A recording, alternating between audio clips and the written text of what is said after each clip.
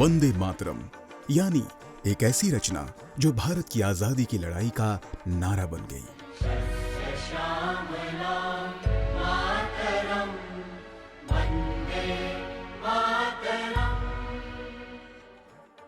जिसने आजादी के मतवालों को नई दिशा, नई प्रेरणा दी, नया संकल्प दिया और नई राह दिखाई।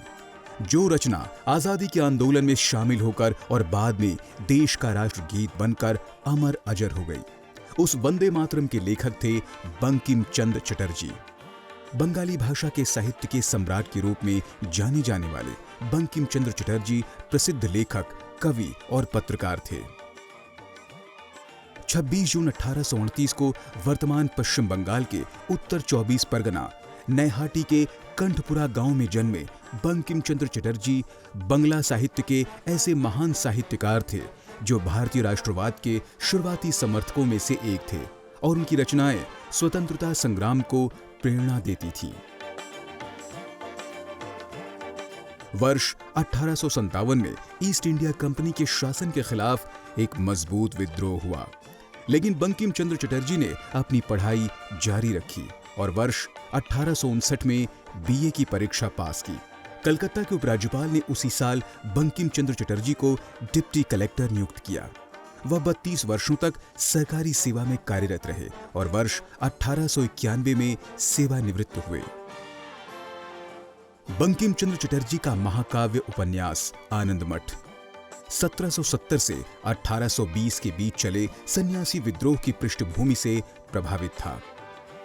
यह वह उपन्यास है जिसका एक गीत वंदे मातरम राष्ट्रगीत बन गया और आजादी के संघर्ष में जिसने आंदोलनकारियों को अद्भुत उत्साह से भर दिया।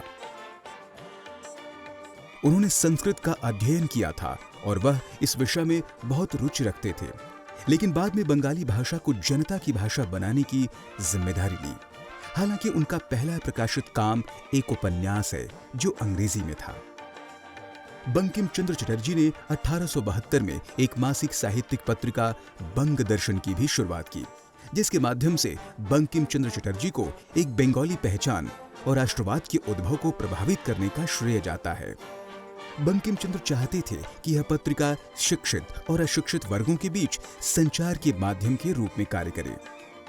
इसी पत्रिका बंग दर्शन में सबसे पहले 7 नवंबर 1875 को वंदे मातरम प्रकाशित हुआ और बाद में वर्ष 1882 में आनंद मठ में प्रकाशित किया गया।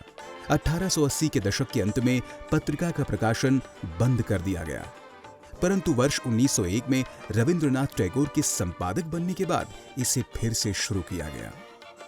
1905 में बंगाल विभाजन के दौरान पत्रिका ने विरोध और असंतोष की आवाज को एक आधार देने में महत्वपूर्ण भूमिका निभाई।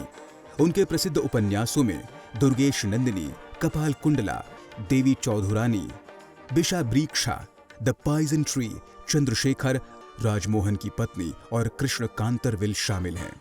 8 अप्रैल 1894 को बंकिम चंद्र चटर्जी का निधन हो गया।